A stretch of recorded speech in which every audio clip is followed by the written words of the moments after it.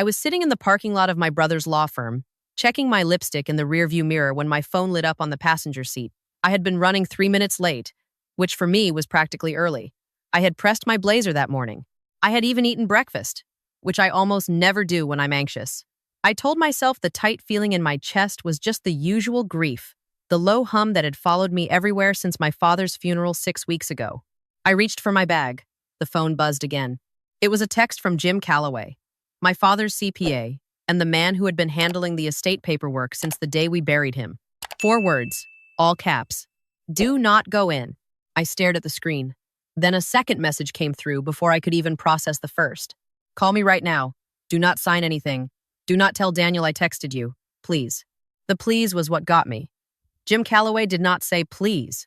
He had worked with my father for 22 years, and I had never once heard him use that word. He was a numbers man. Precise. Economical. He said what needed to be said, and nothing extra. I called him before I had fully decided to. He picked up on the first ring. Claire. His voice was low, like he was cupping the phone against his mouth. Where are you right now? I'm in the parking lot. Daniel's signing is in 4 minutes. Jim, what is? Do not walk through that door. He exhaled sharply. I found something last night. I was doing the final reconciliation on the estate accounts before we closed probate, and I found a wire transfer. October 14th, 11 days before your father died. $460,000 moved from the business operating account to a private LLC registered in Rachel's name. The world outside my windshield went very still. The October light looked wrong suddenly, too bright, like a stage set. That could be legitimate, I said, even though I didn't believe it. It's not, Jim said, because 3 days later, another $200,000 went to the same account, and the authorization signature on both transfers is your father's. Except your father was in the ICU on October 14th. He was intubated, Claire. He wasn't signing anything. I put my hand flat on the dashboard. It helped, grounded me, gave me something solid while the rest of my reality started dissolving. She forged his signature, I said. That's what it looks like. I turned to look at the glass doors of the building. My brother's name was etched on them in clean serif letters.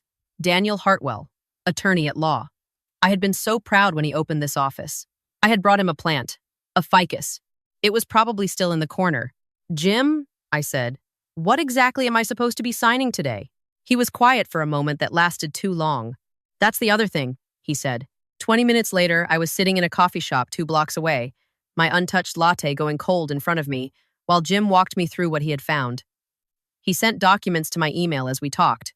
I opened them one by one on my phone, reading them like I was reviewing someone else's financials. That was the only way I could do it. Detach. Treat it like a client file. The document I was supposed to sign today was a consent and release form. On the surface, it looked routine, just a formality to close out the estate and release the remaining assets to the beneficiaries. But buried in paragraph 7, in the kind of language designed to be skimmed rather than read, was a clause releasing all claims against the business trust, including any claims arising from pre-death transactions. If I signed it, I was legally agreeing that nothing that happened to our father's money before he died was my concern. I was agreeing to let Rachel keep what she had taken. I set the phone face down on the table and looked out the window at a woman walking a golden retriever. The dog kept stopping to sniff a fire hydrant. She kept gently tugging the leash. The normalcy of it was almost offensive. My father had built Hartwell Industrial Supply from nothing. He started it in a warehouse the size of a garage when I was 7 years old, and he ran it for 28 years until his heart gave out, and even then, he was answering emails from the hospital. He left it to me and Daniel jointly. Equal shares? 100% combined. He trusted Daniel with it because Daniel was his firstborn and because my father believed in the oldest American story, the one where you hand the keys to your son and he carries the name forward. He did not know what Daniel had married. I had known Rachel for 6 years, and I had spent most of them trying to be fair to her. She was sharp, ambitious. She had this particular way of standing in a room like she was calculating the square footage and its resale value simultaneously. I had told myself that was just drive.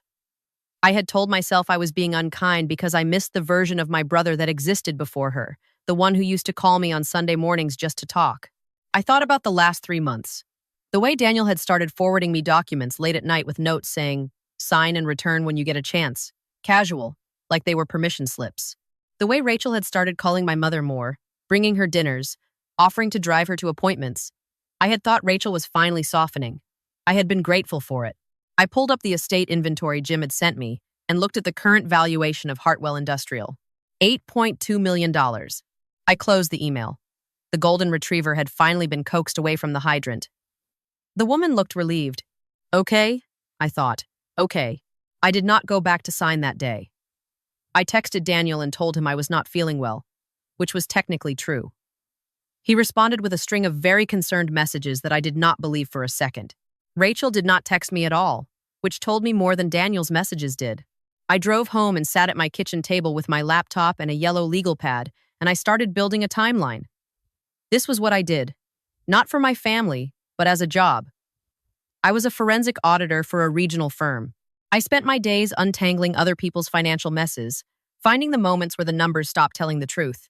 I was good at it because I had a particular tolerance for sitting with ugly information until it started making sense. I pulled up 6 months of business bank records that I had access to as a co-trustee. I started at the beginning and moved forward slowly. The wire transfers Jim found were the loudest problem, but they were not the only one. There were vendor payments to companies I didn't recognize. A consulting agreement signed in August with an LLC that I had never seen approved by the board. 3 separate equipment lease modifications that reduced monthly payments to almost nothing, which on the surface looked like good management, but which also meant the business was showing dramatically lower revenue on paper than it should have been. The picture that emerged was not impulsive. This had been planned carefully over at least 18 months. Someone had been slowly hollowing out Hartwell Industrial's apparent value while siphoning real cash out the back door, making the business look smaller so the estate valuation would come in lower, making my inheritance smaller on paper while the actual money disappeared into Rachel's LLC. They weren't just trying to steal from me. They had started before my father was even sick. I sat back and looked at what I had built on the legal pad. Columns, dates, dollar amounts, question marks. The handwriting got harder and harder to read as the pages went on because my hand had started shaking somewhere around page 3. I hadn't noticed until I looked. I made myself a cup of tea. I didn't drink. I stood at the window for a while and watched the neighbors' kids play in the yard next door. A boy and a girl running circles around a sprinkler even though it was too cold for it, shrieking every time the water hit them. Then I sat back down and kept working. My mother called me the next morning while I was in the shower. I saw the missed call and called her back immediately because my mother was not a morning person and an early call usually meant something was wrong. He came last night, she said, and her voice had that particular quality it got sometimes now, slightly muffled, like she was speaking through gauze. Her doctor had told us 6 months ago that the early cognitive changes were stress-related, manageable, nothing to alarm ourselves about. I had chosen to believe him. Who came, Mom? Daniel and Rachel. They brought Chinese food. She paused. They had papers. I sat down on the edge of my bed, still wet from the shower, and pressed the phone hard against my ear. What kind of papers? Oh, just things to sign. Rachel explained it all. She said it was just to update my information with the estate. She said you had already taken care of your part. Another pause. I signed them, sweetheart. I hope that was okay. I kept my voice very even. Of course, Mom. That's completely fine. Do you remember what the papers were called? Did they have a title at the top? I don't remember. Rachel put them in her bag when we were done. She said she would file everything. I stayed on the phone for another 20 minutes, talking about normal things. Her garden, a book she was reading, whether I was eating enough. When I hung up, I sat very still for a long time, and then I called Jim. They went to my mother, I said when he picked up. He was quiet for a moment that had a specific texture, the sound of a person absorbing bad news they had already half expected. What did she sign? She doesn't know. Rachel took the documents. Claire. He exhaled slowly. Your mother has power of attorney over her portion of the estate. If they got her to sign something? I know, I said. I know what it means. I drove to my mother's house that afternoon. I told her I was just stopping by, bringing her groceries, which I did. I put them away and sat at her kitchen table, and we drank coffee, and I asked her carefully, gently, whether she had taken photos of anything Rachel had brought. She hadn't. I asked if she remembered anything about the documents at all. She remembered that Rachel had been very patient explaining them, very kind, that she had said it was all perfectly routine. I looked around my mother's kitchen, at the blue-checked curtains she had hung in 1994 and never replaced, at the photo on the refrigerator of me and Daniel at my father's 60th birthday party, both of us laughing at something off camera. I thought about Rachel sitting at this table with a stack of documents and a pen, explaining things carefully to a woman who sometimes forgot what she had eaten for breakfast A woman who would trust her son's wife because she had been taught her whole life that family meant safety. The cold that moved through me then was not grief. It was the specific temperature of a decision being made. I kissed my mother goodbye, told her the begonias on the front steps looked beautiful, and walked to my car. I sat in the driveway and I called Marcus Webb, an attorney who specialized in estate litigation and who had been my father's personal lawyer, separate from the business attorneys, for 30 years. He had been at the funeral. He had squeezed my hand and said, "Your father talked about you every time I saw him." He answered on the second ring. I told him everything, all of it, from the wire transfers to the release clause to my mother at the kitchen table last night. I spoke without crying, which surprised me slightly. I filed the information in order, laid it out like exhibits, and when I was done, I waited. "How fast can you get to my office?" Marcus said. Over the next 10 days, I learned things about my brother's life that I had not known and had not wanted to know. Marcus pulled financial records I didn't have access to as a co-trustee. What they showed was that Daniel and Rachel had been in serious financial trouble for over 2 years. A failed real estate investment in 2021 had cost them nearly $1 million. A private loan from a hedge fund associate of Rachel's, taken out to cover the loss, had compounded into something much larger. The loan had a personal guarantee, which meant their house, their accounts, everything was exposed. They needed money, fast. And the only significant asset in their lives that could generate it quickly was my father's business. The plan, as far as Marcus and Jim could reconstruct it, had 3 phases. The first was to reduce the apparent value of Hartwell Industrial through accounting manipulation so the estate appraisal would come in lower, shrinking my share on paper. The second was to extract as much liquid cash as possible through the LLC transfers before probate closed. The third was to get me to sign the release form that would make all of it untouchable, and to get my mother's signature on whatever additional documents they needed to give Rachel's LLC clean authority over the remaining business assets. They had almost pulled it off. What they didn't know, and what I had not advertised, was that Hartwell Industrial had an operating agreement that my father had drafted with his business attorney 14 years ago. I had been present for that conversation. I was 19, and I sat in the corner of a conference room eating a sandwich while my father and his lawyer went through every provision line by line. My father believed in documents. He believed in writing things down while everyone still trusted each other, because that was exactly when people stopped paying attention.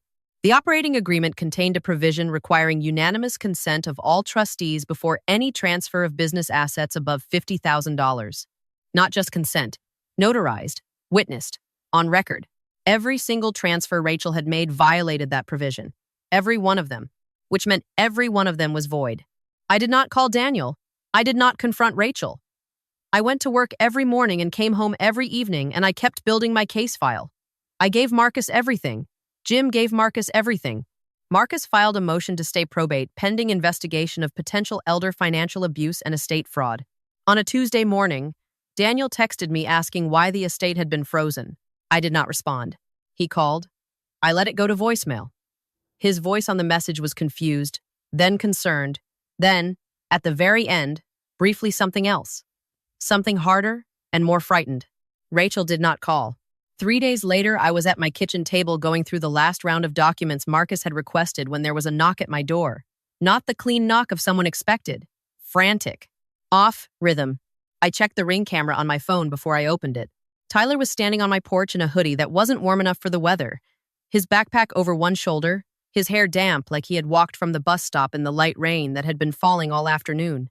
He was 17, Daniel's son from his first marriage, and technically Rachel's stepson, which had always been a relationship that existed primarily on paper. Tyler spent most of his time at his mother's house, but I had made a point over the years of staying in his life. Birthdays, random texts, the occasional dinner. I opened the door. He looked at me with the specific expression of a teenager who has been holding something together for a long time and is very close to not being able to anymore. I didn't know where else to go, he said. I stepped back and let him in. He sat at my kitchen table and I put a glass of water in front of him and I waited. He wrapped both hands around the glass and stared at it. Last weekend I was at Dad's, he said finally. I wasn't supposed to be there. Rachel thought I was at Mom's. But Dad asked me to come over. He wanted help setting up something on his laptop. So I came in through the back door. I still have a key. And they were in the kitchen and the door was cracked. He stopped, took a drink of water. I heard Rachel on the phone, he said. She was talking to someone about getting a buyer lined up. She said the freeze was a problem, but only temporary. She said you were going to back down eventually because you always back down. Those were her exact words. He looked up at me. She said if you didn't, they would make sure your professional license got flagged. She said she had someone who could file a complaint with the licensing board. She said by the time you cleared your name, the statute of limitations would protect them. The room was very quiet. She said that about me, I said. Not a question. He nodded. I know she's my stepmom. I know you and my dad are in some kind of thing right now. But she was talking about destroying your career, Aunt Claire. And I don't, he pressed his lips together. I don't think my dad knows she said that. I think he's in over his head and she's the one driving and he doesn't know how to get out of the car. I looked at this boy, who had walked through the rain to tell me something he didn't have to tell me. Who had weighed the loyalty he owed his father against the thing he believed was right and had chosen the harder option. Did you record any of it? I said. He unzipped his backpack and took out his phone. He opened a voice memo app. He pressed play. Rachel's voice came out of the small speaker, clear and completely calm, talking about me like I was a line item on a spreadsheet that needed to be managed. When it ended, Tyler looked at me, and for a second I saw how young he was, how much of this he shouldn't have had to carry. You did the right thing, I said. I want you to know that. This took courage. He exhaled like he had been holding his breath for days. Are you going to be okay? He asked. Yes, I said. I am. Marcus added the recording to the file. He also flagged the threatened licensing complaint as attempted extortion, which under the relevant statute carried its own set of consequences. The motion to stay probate was joined by a petition for emergency review of the documents my mother had signed, and when a handwriting expert compared Rachel's own prior notarized documents against the authorization signatures on the LLC transfers, she found 3 characteristics consistent with simulation. Someone copying a signature they had practiced rather than someone writing their own name. The forensic accountant Marcus hired traced the full path of the extracted funds.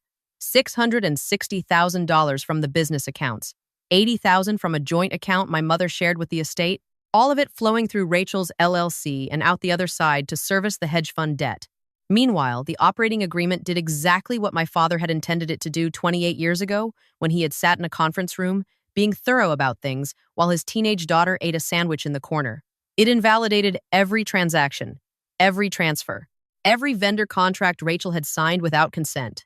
The buyer Rachel had been speaking to on the phone, the one she had told was almost ready to close, sent a letter to Marcus 2 weeks later. He had done his own due diligence. He had found the operating agreement. He had found the forensic hold on the estate. He was withdrawing his offer and reserving the right to pursue his own claims against the parties who had represented the business as being freely available for sale. He had also, it turned out, filed a report with the State Securities Division because Rachel had solicited his investment using financial projections that contained fabricated revenue figures. I did not plan that part. I did not know it was coming. I found out the way I found out most things in those weeks, as a notification, a call from Marcus, a new document in my email inbox. The net closing was not something I was orchestrating from the center. It was just what happens when someone builds their whole architecture on forgeries. Eventually, something real touches it, and the whole thing fails to load. On a Thursday morning in early December, Daniel called me from a number I didn't recognize. I almost didn't pick up.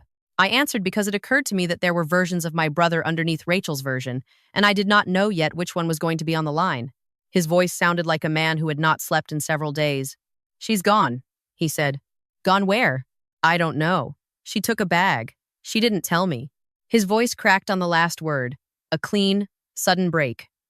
I knew something was wrong. I knew it for months. I kept telling myself it was the money stress, that it was temporary, that she was just, he stopped. She wasn't protecting us, was she? She was protecting herself. I sat with that for a moment. No, I said. She wasn't. He was quiet for a long time. Dad's business, he said. Can it be saved? That's actually what Jim and I have been working on. The silence on the line changed character. It went from grief to something closer to disbelief. You've been protecting it, he said. Someone had to. He didn't say anything for a long time after that. I waited. Outside my window, the December sky was doing the thing it does in the South in early winter. That particular clear, flat blue that makes everything look clean and recent, like it just arrived. I'm so sorry, Claire, he said finally. And the way he said it, the particular way the words broke in his mouth, I believed him. I did not tell him I forgave him. That was going to take longer. There were things that had been done to our mother, to Tyler, to the business my father built with his hands, that forgiveness would have to grow into rather than simply land in. But I also did not tell him he was beyond it. Because I had spent enough time reading our father's operating agreement to know that the man who wrote it believed deeply in leaving the door open, even on the things that hurt. The business is going to be okay, I said. We need to talk, but not yet. Rachel was located in Atlanta 3 weeks later. The state securities complaint, combined with Marcus's fraud filing, had generated enough jurisdiction that a warrant was issued. She had apparently assumed the securities issue would take months to move and had not moved far enough, fast enough, which told me that her planning, thorough as it had seemed, was ultimately the planning of someone who believed she was smarter than every room she walked into. The arrest happened on a Saturday. I found out through Marcus. He called me at 11 in the morning, the way he always called, direct and without ceremony. She was at a hotel, he said. They got her at checkout. I was making coffee. I kept making it. I watched it drip and thought about nothing in particular. Okay, I said. The DA is looking at wire fraud, elder financial abuse, forgery, and a securities violation. That's before the civil claims. And Daniel? He's cooperating. His attorney says, full cooperation. Whether that translates to charges or not is above my pay grade. I poured my coffee. Tyler, I said, his recording. Is he protected? He's a minor and he was on private property where he had a legal right to be. He's fine. His testimony is solid and Marcus already noted it as voluntary. Nobody is going to come after that kid. Good, I thought. That was the only part that had mattered from the beginning. Tyler had walked through the rain to do the right thing, and the right thing was not going to cost him anything. In January, I drove out to the Hartwell warehouse for the first time since the funeral. I had been putting it off. It felt too close to grief, walking into the building that still smelled like my father's office, like metal and old coffee and the particular dusty warmth of a working industrial space. Jim was there. He walked me through the actual accounts, the real numbers behind the manipulated ones, the state of the inventory, and the vendor contracts, and the handful of loyal employees who had kept things running through 6 months of uncertainty without knowing how uncertain it actually was. The business was not in the shape my father had left it in, but it was not ruined.